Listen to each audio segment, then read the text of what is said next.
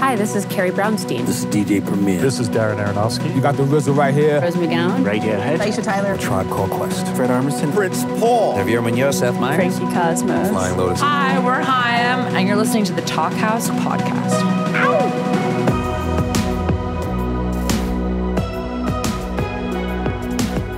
Hello and welcome to the Talkhouse Podcast. I'm Josh Modell. On this week's episode, we've got two women from different parts of the planet who share a common heritage and creative outlook. Serra Petale and Gaye Akyol. Now, Petale is the guitarist for the multinational band Los Bitchos, which has been creating tough-to-pigeonhole instrumental music for the past 7 years. The band's membership and sound are both truly worldly. Petale is from Western Australia, and her bandmates are from Uruguay, Sweden, and the UK. As you'll hear, they came together in London after Petale chased her musical dreams there, and they've made some incredibly fun music since, mixing sounds from Argentina, Turkey, and a sort of psychedelic surf rock. Their first album, produced by Alex Kapranos of Franz Ferdinand, came with the incredible title, Let the Festivities Begin, and they just followed it with another album, the fully delightful Talkie Talkie. Check out a little bit of that album's La Bamba right here.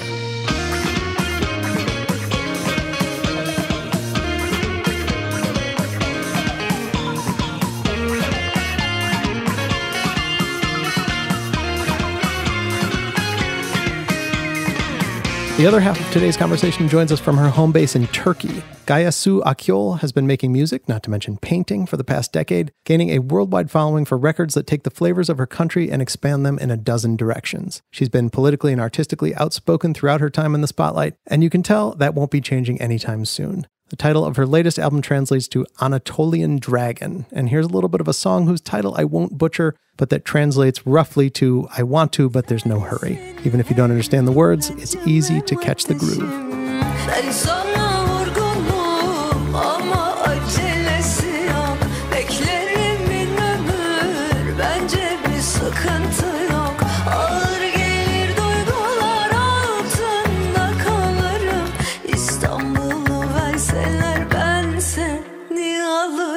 I mentioned that these two share a background. Gaye grew up in Turkey, as did Serra's grandparents, and it turns out pretty close to each other. So they chat a bit about that and occasionally drop in some Turkish words as well. They chat about how women need to go the extra mile to get their art into the world and about manifesting your dreams rather than waiting around. If that sounds a little rah-rah, Gaye actually says, jokingly, that they sound like a Nike commercial at one point. I found it fun and inspiring, and I hope you do too. Enjoy.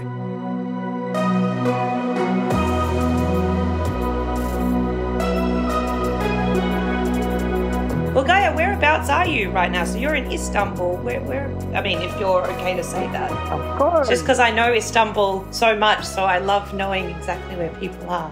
Well, I'm now at home in Istanbul, in Kadıköy. This is my the place that I born, and I love it so much. But we have a plan to move to Berlin. I love this plan for you. Why Berlin? What's happening there? Well, we've got some plans. Things are getting bigger now, actually. I'm so happy for you. That's great. Thank you. So now I'm working on my first musical play with Komisch Oper, which is one of the biggest opera house in Berlin.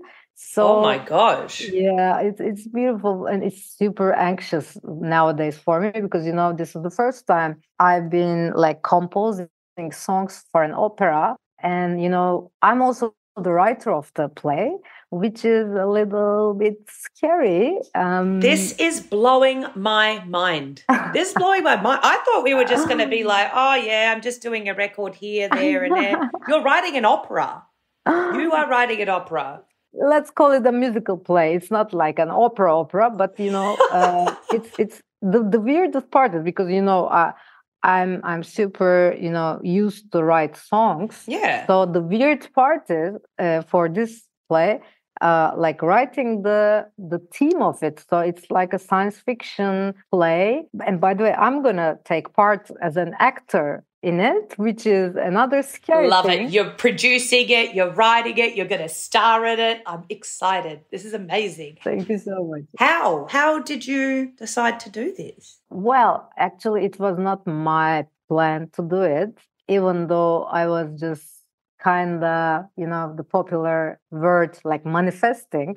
But I didn't know that it was going to be so real in a couple of years, actually. So starting in pandemics, I got a concert in Hamburg, So Yeah, it was yeah. a very beautiful place. So yeah, these guys came and we talked. They said, we have a plan for you. Yeah. And I, of course, didn't, really think of that. So yeah, they were from Comish Opera. So the thing was like they were planning to do a musical play with me.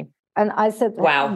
Guys, how did it come to do such a thing with me? So yeah, they saw my video clips, my music. So they think that it's a very theatrical way of, telling the stories. They are so correct. I really got that from your music videos. Like you have a lot of emphasis on like costume. It's very avant-garde. It's very colorful. I love the vibe that you're doing in your videos. Thank you, Serra. It's intriguing to watch, I can't stop. And obviously, the music kicks ass as well. So it's not just that. But I'm getting opera vibes from you. But I mean, I would never have picked it, but I'm getting that from you. I'm excited. Thank you so much. Hopefully it's going to turn out to be a good thing. But yeah, it's something new for me, Yeah. I just came from the meeting of it to this conversation. So right. We are still trying to figure out the details, but the premiere is going to take place on February 7th. And it's so close. And yeah, oh my gosh. For the people around Berlin or Germany or anywhere else, if they can make it, just come and see our, show. I'm going to say this right now. If I am available to go, I will burn into this musical extravaganza. Like, I would love to go. Imagine just going to Berlin for like a weekend. Basically, it takes just one, plane to come. So try it. Yeah, try exactly. Okay. So you said you started this in the pandemic. Is that correct? Like the whole manifestation of this started then. Actually, my weird manifestations start when I was a child. So I love that. You knew you were going to get to this point. Well, weird part is yes. The dance is totally yes. I get you. When I was a child, when, my mother's and father's friends asked me, what are you going to be when you grow up? So the answer was always like almost the same. Like, I'm going to paint, I'm going to make music, and I'm going to tour all around the world. This was my answer. Well, look at you. You're doing exactly that. How did you find that, when you tell people in your family this, like what were their reactions to that? Because, usually when, especially with, I mean, don't get me wrong, but like maybe specifically with like Turkish families, coming from a Turkish family myself, it's like when you get asked that question, like, when you grow up, what do you want to be? Like in my family, for sure, there were a few correct answers like doctor, lawyer, a dentist. Like these are good answers. And then, if you answer like, I just want to play music in a band, everyone would be like, okay, next grandchild, what do you want to be? Yeah, I totally understand it. The beautiful part for me was, my father is a painter and he didn't come to that point with an award. Actually, he was born in a family with 9 more siblings. Wow. He's from Trabzon. He's from the north side of Turkey. So, from the same mother and father, like 10 children. Just one of them went and go to a bigger city, but except that everybody is in the same village, living the same life. So my father was a little like a revolutionary guy who really wanted to be a painter. Like it's like a no context thing because there were no idols or anybody around him. Yeah. So because of that, thanks to that, my father was a little more understandable about that issue. When I told that, like, I'm gonna be a painter, I'm gonna be a musician at the same time, blah blah. So they were like, okay, but the rest of the people were like, okay, but you can't do these things at the same time. You have to choose one of them. Which is not true, actually. No, absolutely not. Absolutely not. Yeah, because the perfection is an illusion. So if you want to be a perfectionist, then you should accept to lose at the starting point. So I love if that. you feel like you wanna just paint, just do it. Nobody cares if you are the best or the least, but it's the person inside of you, it's the character inside of you who is gonna express themselves. I really couldn't agree more with that. I feel like that's the same, like you say, like whether it's in like painting or like music. I don't think people, I mean, there are people, you know, the greats who are like fantastic technical players and fantastic singers and stuff like that, of course. But there is no definition of perfection. It's like what people connect with is you. Yeah. And you know, in the nature, there is no perfection actually. It's really an illusion. I believe that. So the perfection idea is like the society's like the expectation. Burden. It's a burden that society gave to you because they want to stop you because they couldn't do it. Like, if I can't do it, you won't do it. No one can. No one can. This is like, you know, an expectation, but at the same time, a negative thing of the society tries to take you from your own way. Yeah, yeah. And I wonder your story, by the way. How did you succeed to, you know, make music in that sense? Because Los Bitchos is a really very great like combination of things. I love your music. I appreciate that, Gaye. Thank you. Really. That's very kind. So that cool. means a lot. That means a lot coming from you, really. Thank you. Honestly, well, I'm from Australia, from Western Australia. Have you been by any chance? Unfortunately, not yet. But you will. You will. Yeah. You will. It's my dream, actually. Yeah. Oh, we'd love to have you. Definitely. Yeah. I've played music all of my life. My mother specifically was very musical. My mother is a fantastic pianist, and she made sure that me and my brother grew up playing violin. And then I went to playing drums, whereas my brother was doing like guitar and stuff. And obviously my father always very supportive as well. But I finished university. I have a degree in biomedical science because, you know, I'm going to university. That's what I'm going to do. And to be honest, in hindsight, I'm real glad I did. I had a great time, you know. Yeah. It's fun. I had a great time. Yeah, I had... Probably your subconscious mind learned so much things that it poured into your artistry, you know. I like to think that way, yes. Yeah. Exactly. I feel that. I appreciate that, Guy. I think everything that has happened to you has led you to this position, which is, you know, in my sense, yes, I'm quite content currently. So I think university was a good idea. But yeah, my intention, I'm quite similar to you. My intention was always to pursue music. I could never see myself really doing anything else. And I'm aware of how challenging it is. Yeah. But for me, I was like, I am going to just go and try, and I'm going to move to London to do it. So I finished my university and I'm like, all right, family, like I'm out. Bye. Yes. Yeah. Wow. I left. How old were you at that moment? Like 22. Really? 22. Yeah. So you and yourself, like nobody else, but you just... Nah. Wow. Nah, I even left my my boyfriend who's actually sitting, still the same guy. But what? Yeah. So he just came after you, huh? He did, bless him. Yeah. Oh, that's so romantic. It is actually really nice. How old are you now? I'm 36. I've been here for like 14 years, man. So, yeah. Wow. So this guy is like with you since 14 years or something. Wow. Yeah. Actually, are we coming? It's been a long time. That's a great story. We should have another session for this story, actually. Oh, please, absolutely. The more the talkhouse, but the idle gossip, like the gossip session.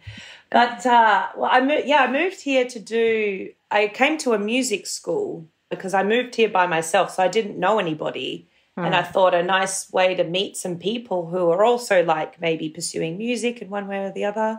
Yeah, so I came here to a music school, which was in like East London, and I went there to study drums because like at university, I was just studying and drinking for 4 years and like wasn't really practicing or playing drums. I was doing a bit of guitar, but, you know, my mind was elsewhere. But so I moved here to do that. And then, yeah, honestly, it's through that music school. I was actually talking about this with my bassist Josie the other day. It's through that music school that I just met all of these people. Like I played drums for this girl, a dear friend of mine, Leah, and we got signed to our first, like a record label, like a great record label in the UK. And I was like, what? Like that happens to people? Like, oh my gosh. So I was like playing drums in her band for a few years, and that was just great. And through her, I met Josephine, who plays bass. in Los Bitchos. But I mean, it was kind of just through years of going from band to band and project to project that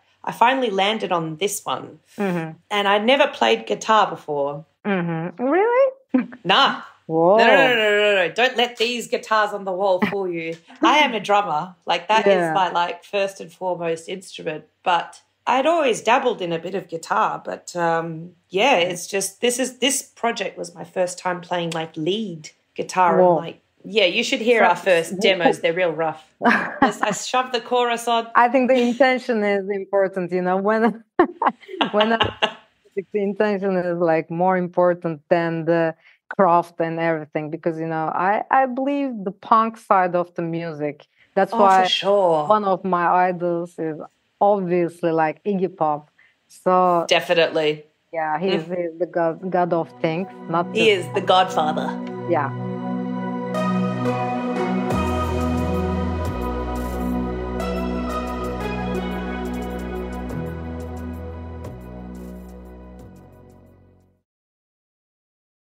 So honestly, to see 4 women with all this attitude on the stage, it's so beautiful, you know. Oh, thank you. I mean, beautiful is not the only word to describe it, of course, because it's powerful. I'll take beautiful. You know, the beautiful part of it is, of course, like the whole universe kind of like come together to say that women are the enemies of each other, which is like a patriarchal bullshit that, you know, for been talking for thousands of years. So this is like a trap, of course, to make the world more mannish and more, you know, patriarchal. So I'm so sick of these shits. Like, you know, women are not good at each other. They are the enemies.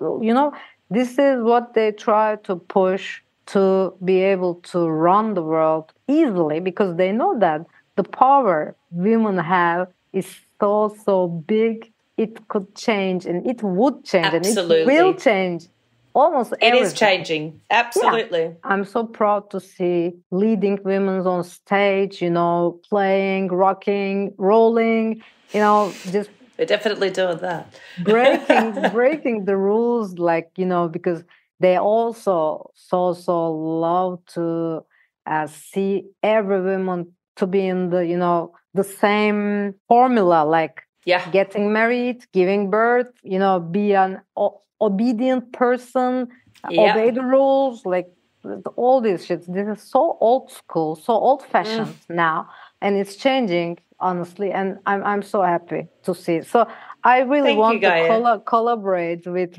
women, with beautiful women all around the world, you know. Same. It makes us so happy. Yes. And I think for me as well, I've always had an affinity for women's art. That's not to say I don't enjoy men's art, because that is not correct. But I think for me I guess it's because you see yourself. Like my earliest loves were in music, particularly been female artists. Yeah. Like my earliest ones. Like I love Swedish pop. So with like Roxette and with ABBA, it's like you get so, even as a young child, it was so inspiring to see these women killing it. Yeah. And I think it's so important to have that visibility, and now so more than ever, really. Oh, it's actually horrible. Nowadays in this country, you are punished for being a woman, actually. So if you are a woman and if you are successful in anything, if you're a woman and you are not successful at anything, so at the end of the day, if you are a woman, you are getting punished in many ways. You feel it. How do you feel that? You know, it's in every layer of society. Yeah. But for me, it's so clear that after that, you know, international success for my music, after that, you know, they already know that I'm not in a sympathy for that, you know, country's rulers. They punish you, for example, by using the trolls in Twitter, for example, in social media. Like they're trying to... Wow. Wow. Yeah, they are trying to take away your presence or your reputation. Yeah, they're trying to take down your They're reputation. trying to smear your name. Yeah, exactly. That's crazy. In some ways, they succeed. But the thing is, when you also succeed to be brave enough to not be in their games, then things change. So yes. For my women friends all around the world, what I want to say is, you have the brave person inside of your soul who can just fight against these shits, because they're everywhere. They're in a pretentious human kind of like dress, but they are monsters who uses patriarchy for just killing the spirits of women for their own gain. Exactly. So what we have to do is, like, of course, like, come together, raise our voices, but at the same time be our own superheroes. That's the only choice we can make. Don't expect another person to come and save you. You are your own superhero. And in my latest album, Anatolian Dragon, Anadolu Ejderi, the opening song says that, like, ne süperim ne de kahraman. I'm nor super, neither the hero. So yeah, you are your own hero. Actually, you don't have to be a hero for somebody else. So first, save yourself and just stand up, just run to your dreams. It's not as easy as it sounds, but you have one life, and you don't have another choice. Gaye, what a powerful message. And I could not agree with you more on that. I know what you mean. It's like, when people ask us in interviews, but they're like, what would you say to young women or young girls or young people, if they want to start a band? And, our answer is always the same. You just got to go for it. Mm-hmm. But of course, you're right. It's not easy. Mm-hmm. But you need to make your own way in that, because no one else is going to lift you into that. I mean, I don't know, unless you have connections in high places, but like, you need to make your own luck. You are your own superhero. I couldn't agree more with that. You know what? If you are not convinced, nobody is going to be convinced by your music, by your art. So first, convince yourself about that. Like, even one person in the world needs it. And that's true, because somebody in the world, maybe just one person, but I'm pretty sure more than that, somebody needs to hear your voice to be able to feel more secure, more connected to the world, the universe. So just keep in mind that somebody needs you. Just do it for that. I think we should all remember that. Like, if you are born as a male, all the society, your family, almost everybody just approves what the fuck you do. They always approve that. Wow, great job. Wow. Yeah. For a female, for a woman, you have to do something like abnormously great to be able to take the approve from the society. And even in that point, first they hate you, then they ignore you, and then they start to say, yeah, you did it. So you have to, that's obviously true, that you have to pass these stages wisely. Like, oh, now we are in the hate stage. Yeah, now we are in the ignoring stage. Now we are in the approving stage. That's obvious. So it's like, the lost stages, like depression, blah, blah, when you lose somebody. Yeah, this is absolutely. This is sadly super, like, relatable with that. So assume that you lose something and you're going to find it. And these are the stages. I couldn't agree more. And really, please convince yourself first that you are in that time. It's a little time. You're gonna die. Just remember that we are all gonna die. Come on.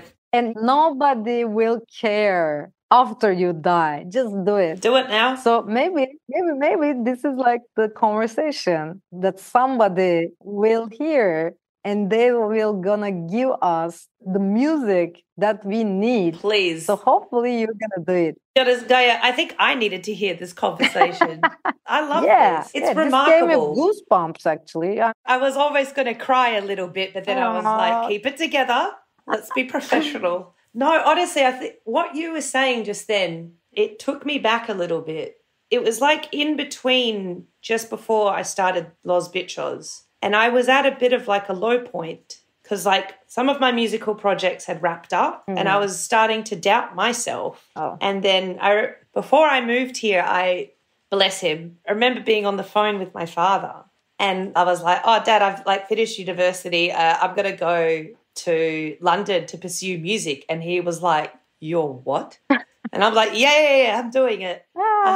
I'm going to go. And my father is a lovely, great man. But obviously, like as a parent, when your child tells you that, you're like, where did I go wrong as a parent? Like, what? No, like who makes money off you? You know, I was like working a few different jobs, not really in music. And I was like kind of starting to doubt myself a little bit.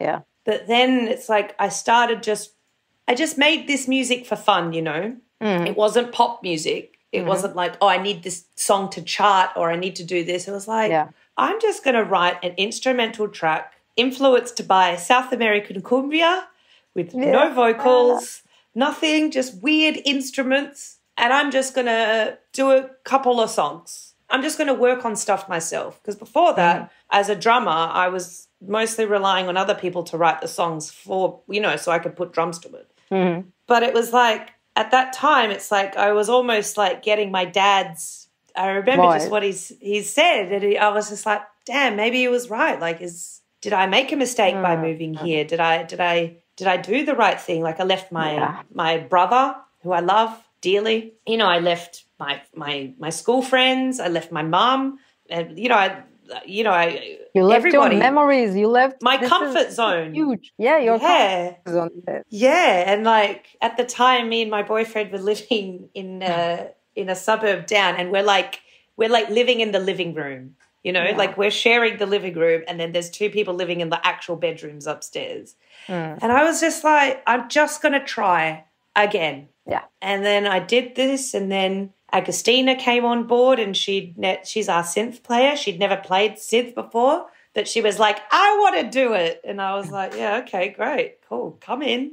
And it's like, I don't know what drove me to that bit, but it was like when I just allowed myself to just write and just garner the little bit of confidence that I was like having left in me, people started to gravitate towards it. Like I met Agustina, then we played like gigs, and then Josie and Nick joined, and then like we got a manager, we got a booking agent, like people wanted to book this ridiculous instrumental band. And like you were saying before, like I could barely play guitar. Yeah. Agustina was like learning like the synth while we were playing gigs. Super. But it's like, it's just because we were just always us. And I guess that's what people had just connected to. But I think if I didn't like champion myself, I must have this subconscious championing of myself. I don't think I'm an arrogant person, but I think I do. I have that self-belief. So I think my mum and my dad, my family, they always put that in me, which I'm very lucky to have. Well, there are lots of stories like that, people who doesn't feel like they have the confidence that put by their parents, their school friends, society. You know, we are always challenging with that emotion, actually. Yeah. I can relate to what you told me, because even my father was a warrior of his own art, who just came from a village to Istanbul to be a painter without any idols around him. The first time I told him that I'm gonna apply to a music contest, he was like, okay, just apply and see what the heck you're gonna face with. So this was like he was mumbling, but this was like, his reason was, years later, I asked him, why did you tell me like that? You didn't even say, wow, girl, go and get it. Live your dreams. Yeah, live it. Because I was graduated from social anthropology. There was no history of taking a lesson of music for me, because I've never studied music, because I always wanted to save it punk. I always wanted to say it super kind of, how this is like ilkel, like primitive, because I like that way. Raw. I like the raw way of telling the stories in my art. So he told me that this was the reason. Like, hey, you studied anthropology. Yeah, I always knew that you love music, but I never expected you're gonna go to a contest and get an award or something. And years later, of course, when he sees all this story that goes on, he just said, I'm sorry. I couldn't, yeah, I saw something special, but I couldn't that much. Sorry. So people who are listening to me, like, don't assume that your family, even your best friends will put some flowers on your way. You know, No, there's gonna be a challenge always, as you said. There Serra. is. You There know, is. I mean, if the whole journey was a sunny journey without any rains, like, it would be super boring and there would be no challenge to fight for. I agree. So I'm so happy for your journey to be sometimes, rainy, dark weather, Oh, so much rain. ups so and much downs. rain. Pouring down. Yeah. Lightning. So, this is normal, and this is actually the Absolutely. beautiful part. Like, you have to is. see this to understand the difference between, good and bad, downs and ups, rains and sun. It has to be this way. So nobody's career is like one way ticket to the success, like flying To superstardom. all No over. way. No way. Even in David Bowie's career, even in like Iggy Pop's, like, just search for anybody that you are so in love, like Leonardo da Vinci or what else, Yeah. Picasso, blah blah. So these people all had, up and downs. Absolutely. I mean, many of them were never even celebrated until after their deaths. Yeah. Like, especially with like art, like painters. Yes. Specifically, it's like, or even like a lot of musical artists. It's like, where were you when they were alive? I saw someone say that actually about when Sinead O'Connor passed. Was it like a year or two ago? Yeah, 2 years, I think. 2 years, I think. I'm a big Sinead O'Connor fan. I think she's brilliant. Yeah. And I think it was Morrissey put up a statement because, everyone, of course, Sinead O'Connor was in the public eye, as we all we all struggle with mental health, some with this type of we all do. Well, I remember in an article, and Morrissey goes through it, he was like, where was everyone with this outpouring of love, support when she was alive? Like, where was that? You know what I mean? Because it's so easy. I mean, specifically, as you say, like the people online, now that people have these little keyboards to hide behind, it's like, where the hell are you then with this love and outpouring of like support and admiration while artists themselves is alive? I mean, not that they might care or whatever, but I find that so interesting. Yeah. There's something about the death that people are like, oh, actually, yeah, that they were pretty good. Yeah. Yeah. Please don't do that after we die, okay? Just, if you feel this way, just show it. Just express it, because we need it now. Because after we die, everything dies with us. Like, for ourselves, of course. Like, for the rest of my people, they would be super happy to hear that. Yeah, my blah blah is appreciated by people. But come on. I think this happens to women more actually nowadays. Interesting, yeah. In the history, after they die, even they don't get any attention, of course. Yeah. And by the way, I want to say this. I always wanted to say this. I wanted to share this. I'm so sorry for the whole unknown painters, musicians, sculpture makers, like, all these people who were invisible just because they were born as women. So think about that, like how beautiful art we just have to lose without finding it just because they were born as women. That's so sad, I always think of that, like, for example, 300 years ago, maybe there would be like the art that we need now, but now it's invisible, and it's going to be invisible forever. Yeah, because it's gone. It's never come to the sunshine at a point. I really need to see these beautiful expressions, beautiful art, not just from women, by the way, from the people who doesn't feel like cis men, hetero men. Sure. So please do not hesitate. I understand that you need more time to work on it, which I always feel like. I need to work on it. But this is not gonna end in a point. You will, when you get hopefully to maybe 80 years old, you also feel like that. Whenever you say, I'm done, I know everything about my art, it's the day you die, actually. Exactly. That's it. And your art dies at that same day too. But this is a journey to learn, to express, to just do it. It's like a commercial thing right now, but yeah, do it. Just do it. Gaye, I couldn't agree with you more, honestly. And I think listening to you speak about these topics is just so wonderful. Same. I've been super inspired by what you say. Same here, Serra. When did you last come to Istanbul? I think end of June. Really? I was there. We played a show at the, it was a huge merkez. It has many. Zorlu. Yes. Yeah, that's right, the Zorlu. You played that? Sorry to hear that, because I wouldn't miss it probably if I was in town. So let's Gaye, next time, please be our guest. Nothing would make me happier. I got a better plan. Let's play together. Let's collaborate. Lütfen. Allah. Evet. Play together. Let's do it together. Yeah. Evet. Yes. Sorry for those listening. That means yes. Yeah, we should definitely produce something together. Oh, nothing would make me happier, honestly. Yeah. This has been so nice. I take this beautiful journey with you as a present for today. Thank you. Thank you so much, Serra. Thank you, Gaye.